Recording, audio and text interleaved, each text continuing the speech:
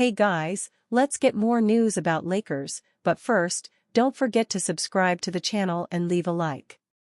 Lakers drop injury update on key starter following Game 2 scare. The Los Angeles Lakers have been relatively healthy to start the NBA playoffs, but they did get one scare in Game 2.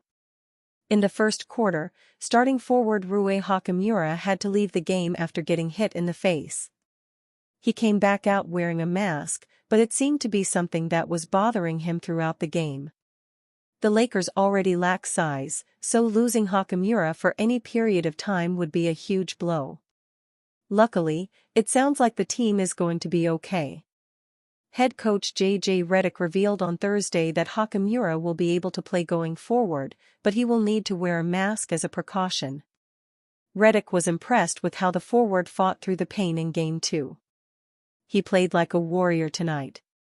I'm sure that he will probably be in the X-ray room right now. But he did a lot of really good things, Redick said of Hachimura after Game 2. I think when we watched the tape, there was a few plays that he made, just getting deflections and disrupting plays, leading to late shot clock possessions for them. Some plays at the rim that don't show up in the box score. He was awesome tonight. Hachimura playing through injury was fitting for the Lakers as they played one of their most physical games of the season in Game 2. In Game 1, it was the opposite. Lakers guard Austin Reaves was happy to see his team bounce back after a listless performance in Game 1. I think it just goes back to the other night when we basically got punked, Reaves said. They came in here, Game 1, and punked us.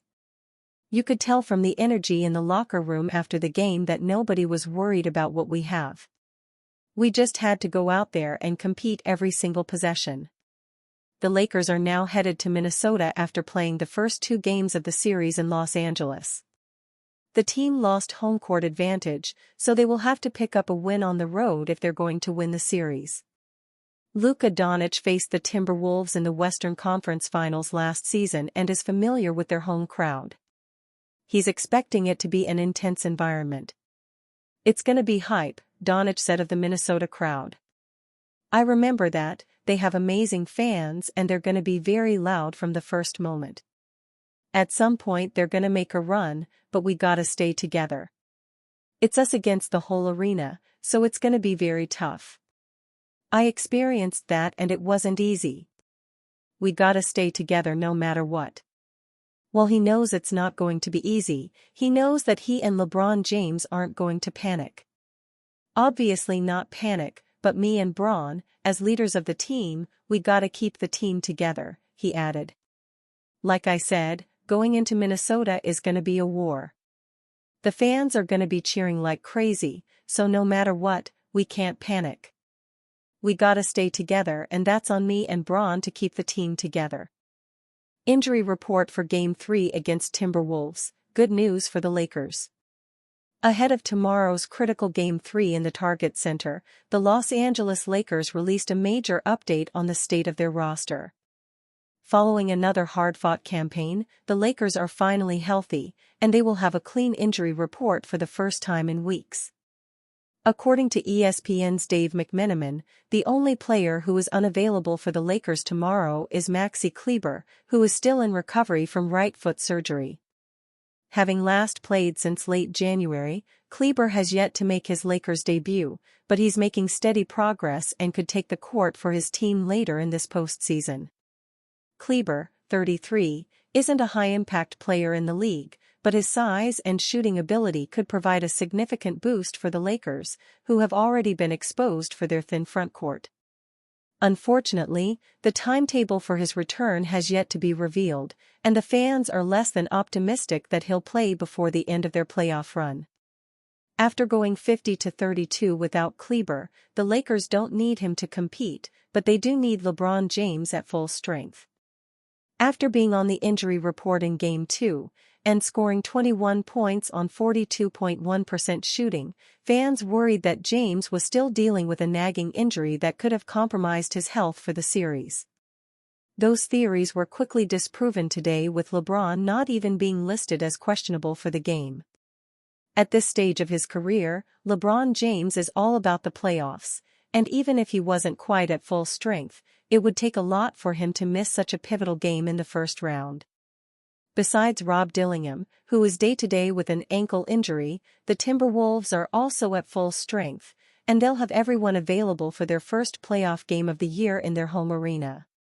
With both teams at full strength and nearly identical in record, this series is likely to go the distance, and it's going to take everything to come out on top. In Game 1, we saw Minnesota dominate the Lakers with size and physicality down low, but LA responded with a balanced scoring effort in Game 2. After much preparation, LeBron James and JJ Redick feel they have this matchup figured out, and they like their chances to advance into Round 2. First, however, they'll have to take care of business and steal at least one of these next 2 games on the road.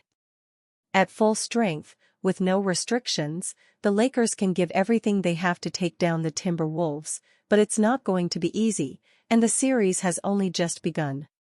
The best hope for the purple and gold is trusting in JJ Redick's game plan and leaning on their stars, Luka Doncic and LeBron James, to deliver when needed.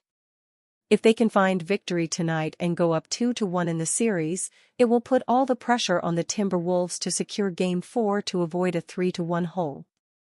With nearly everyone in play, there are no excuses in this matchup, and only the better team will win. Bold NBA trade idea sends Nick Claxton to Lakers.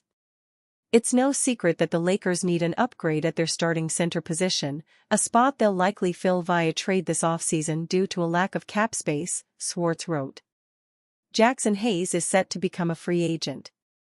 Even if he re-signs, the 24-year-old is best suited to a backup role. Claxton, 26, would be a big upgrade over Hayes. He's a potential defensive anchor who blocked 1.4 shots per game and held opponents to a solid 58.7% shooting at the rim this season to go along with 10.3 points and 7.8 rebounds per game.